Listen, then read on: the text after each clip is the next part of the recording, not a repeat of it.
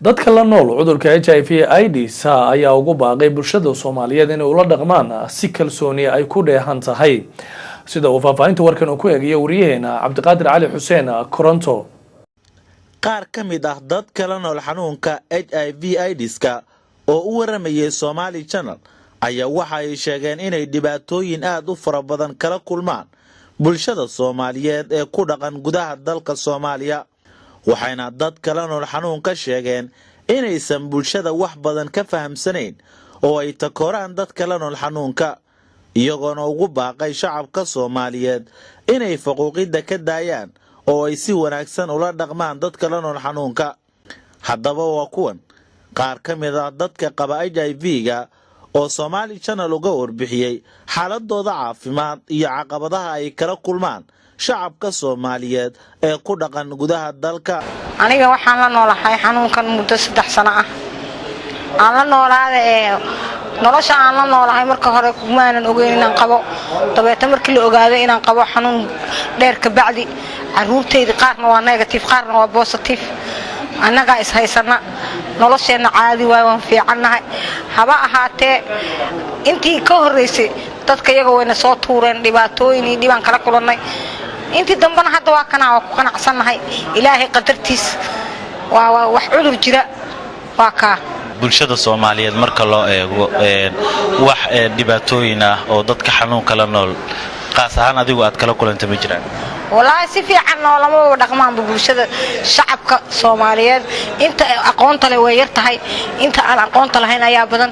inta aqoonta leh aad ay noola dhaqmaan laakiin inta aan aqoonta lahayn noolama dhaqmaan faraan la ku taagtaaga waana la faquuqa waana la takoora guriyaha kirada xataa inaan kureyso weynaa dhacda in la faquuqa dhacda in waa kuwi waa tii waa cidi cudurkaas la yiraahdaa jirta dhibaatooyin badan aan kala kulannaa bulshada.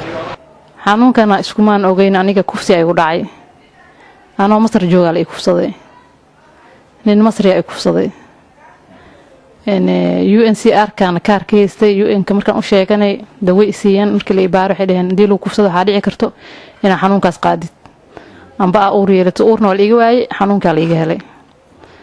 mis dawa la isiin jiray meeshaan ku noolay muddo badan ilaa 3 sano bara meesha ku noolay. ilmihiga marka inta joogeen ilmihiga u soo laabtay. waxaan ugu baaqaa horta marka ugu horeysa inay anagana faquuqin oo sida dadka caadiga ay noolaadaan. bulshada waxaan ugu baaqayaa sida anaga u tixgelinayno aan u dhowreyno. hadda ani bulshaan ku dhex jiraa igamana warqabaan may fahmino maxaa keenay in laga qariino waxa keenayo macnaha in oo ma aragtay takoor iyo balaayi keenaan ma fahamte waxaas dhan waa laga qariyaa. marka iyadoo saas ay tahay anina iska ilaaliya wixii iyaga dhibay sida anaga u dhowreyno inay noo dhowraanaan rabaan haday maqlaan hata bulshada Soomaaliyeed in ma fahansana xanuunkan ma jiro qof waa ku dhahaysa qofka deeqaad waa dhimanay qof waa ku dhahaysa ma buu noolaanayso.